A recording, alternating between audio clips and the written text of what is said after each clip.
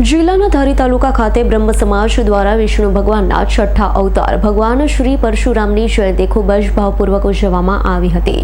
ધારી બ્રહ્મ સમાજ દ્વારા આજ રોજ અખાત્રીજના દિવસે ભગવાન પરશુરામનો જન્મદિવસ હોય ત્યારે બ્રહ્મ સમાજ દ્વારા એક શોભાયાત્રાનું આયોજન કરવામાં આવ્યું હતું.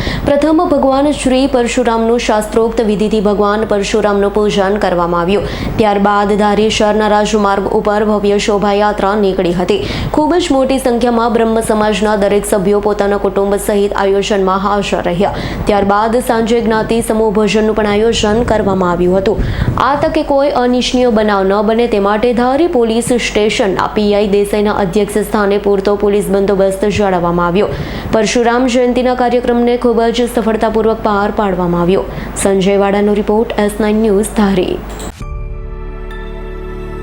અમારી તમામ માહિતીથી અપડેટ રહેવા માટે જોડાયેલા રહો S9 ન્યૂઝ સાથે.